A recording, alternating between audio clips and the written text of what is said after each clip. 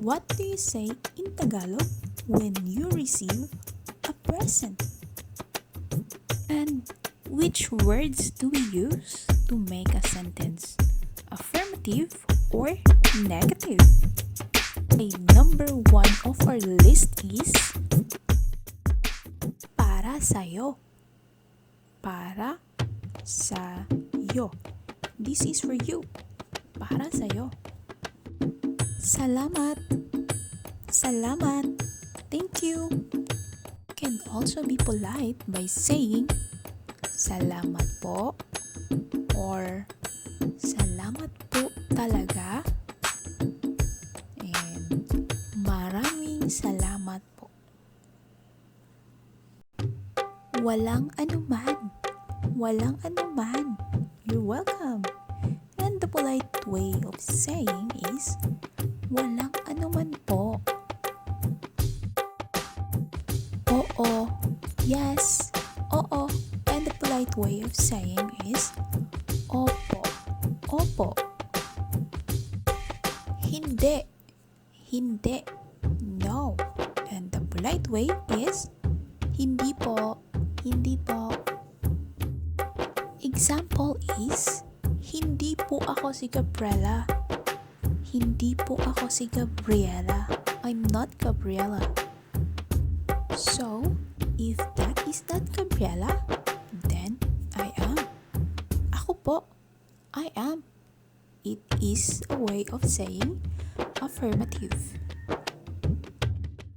Siguro. Siguro. Maybe. Sige na. Sige na. Please.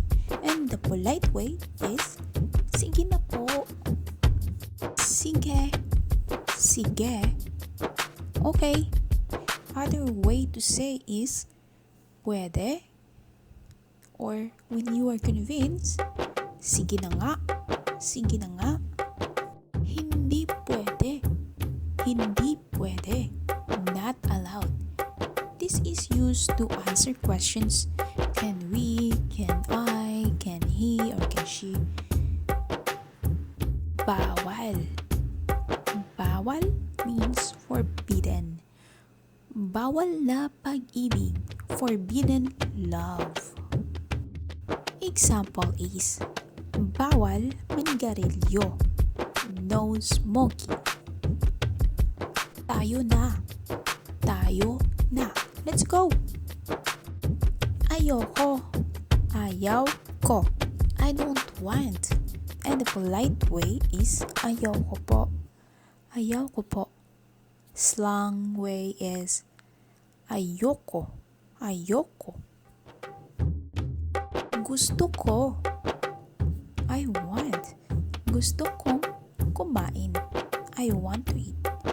Polite way is gusto ko po.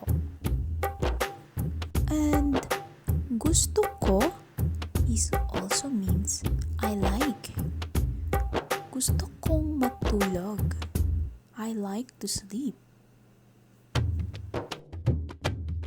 Hindi ko gusto. Hindi ko gusto means I don't like. Hindi ko gustong maiwan. I don't like to be left alone.